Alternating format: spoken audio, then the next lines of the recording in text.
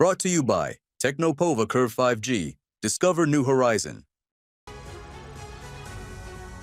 तो ट्रंप का सरकारी मेहमान अमेरिका में मुनीर का अपमान। आसिम मुनीर को राष्ट्रीय शर्म कहा जा रहा है। मुनीर को तानाशाह बताया गया है। आसिम मुनीर को झूठा कहा गया है। पूछा गया है कि पॉलीग्राफ टेस्ट क्यों नहीं कराते।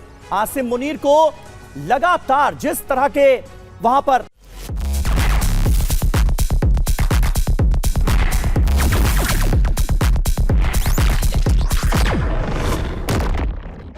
शब्दों से नवाजा जा रहा है, वो आप देखिए कैसे कैसे पोस्टर सामने आ रहे हैं। धोखेबाज कहा जा रहा है। आसिम मुनीर को फेल्ड मार्शल कहा जा रहा है। इस्लामाबाद का कसाई कहा जा रहा है। और ऐसे शख्स को न्योता देकर अमेरिका आखिर साबित क्या करना चाह रहा है? क्या यह आतंकवाद के बड़े मुद्दे पर अमेरिका का दोहरा रवैया नहीं है? बंसल साहब, बहुत आपने अच्छा प्रश्न किया है। ये बिल्कुल दोहरा रवैया है कि जो पाकिस्तान के अंदर में मुनीर को कहा जाता है कि उसने ही सारा आतंकवाद फैलाया हुआ है।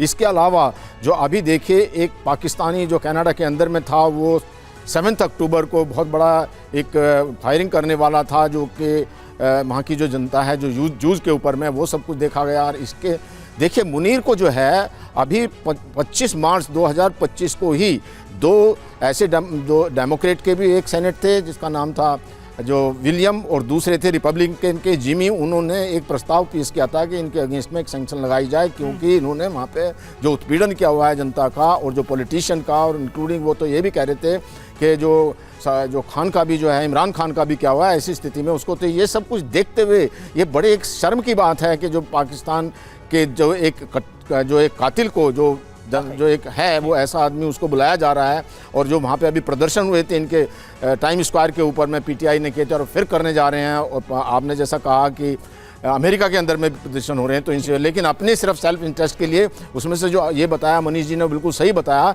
इसके अलावा जो एक ISI का कमांडर था शरीफुल्ला, उसको इन्होंने अरेस्ट किया है 5 मार्च को, जिसने ब्लास्ट किया था इंटरनेशनल एयरपोर्ट काबुल पे। और उसमें 19 जो हैं वो मारे गए थे, सेना के जो सैनिक मारे गए थे अमेरिका के, और 169 जो हैं वो काबुल के लोग मारे गए थे। तो ये भी एक कारण है। लेकिन वो पीछे की बात रही, उसमें जो है उनके जनरल कुरेला ने बहुत, जो सेंट्रल कमांड के जनरल हैं, बहुत तारीफ़ की है उनकी। और लेकिन जो सबसे बड़ी बात जो ये है कि अभी जो बेस बनाना है, ये बेस चाहते हैं कि बेस भी चाहते हैं, मिनरल भी चाहते हैं पाकिस्तान के अंदर में।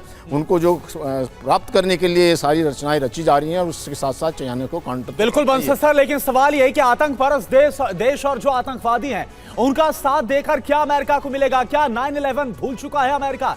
यह अपने आप में बड़ा सवाल है। और देखिए एक और बड़ी खबर है, मुनीर के यूएस दौरे का विरोध करेगी पीटीआई। पाकिस्तान में फांसीवाद का चेहरा है मुनीर। तो ये देखिए पाकिस्तान में ही किस तरह से अब पीटीआई की तरफ से इसका विरोध शुरू कर दिया गया है। पाकिस्तान में आवाजों को दबा रहे हैं आसिम मुनीर। मुनीर के खिलाफ यूएस में आवाज उठाएंगे। पाकिस्तान तहरीक इंसाफ की तरफ से इस बात का ऐलान किया गया है, पाकिस्तान दूतावास के बाहर होगा विरोध प्रदर्शन।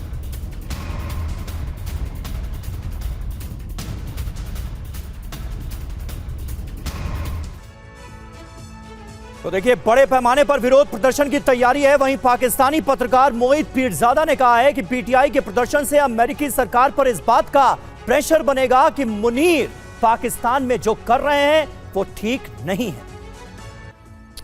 और हमारे साथ ओपी तिवारी सर भी। ओपी तिवारी सर, बात तो वही है ना, जब 2011 में हमने देखा था एबटाबाद में जब मारा गया था ओसामा बिन लादेन, तो कैसे पाकिस्तान ने छुपा के रखा था, और वो ओसामा बिन लादेन था वो अमेरिका का सबसे बड़ा दुश्मन था 9/11 के बाद।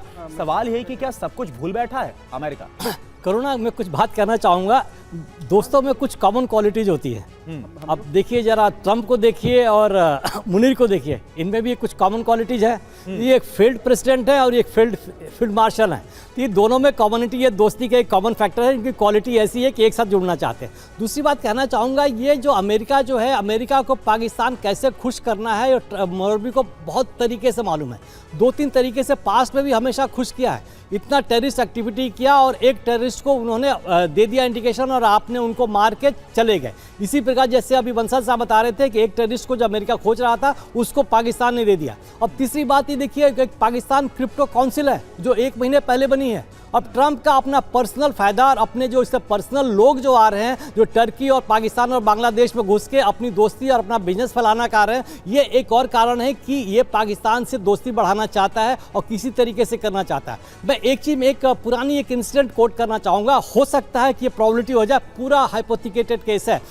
कारगिल वॉर के बाद परवेज मुशर्रफ कहीं विदेश गए थे, जब वापस आ रहे तो उनको एयरक्राफ्ट को लैंड नहीं करने दिया गया था पाकिस्तान में, बट उनकी मजबूरी मतलब मजबूती यही थी कि उनके जो जवान थे, कुछ ऑफिसर थे, उनके स्ट्रांग सपोर्टर थे, उन्होंने नवाज शरीफ को करके कब्जा कर लिया। अगर हो सकता इस तरीके का अगर इंसिडेंट हो जाए तो पाकिस्तान में शांति आएगी और पाकिस्तान अवाम में खुशी होगी।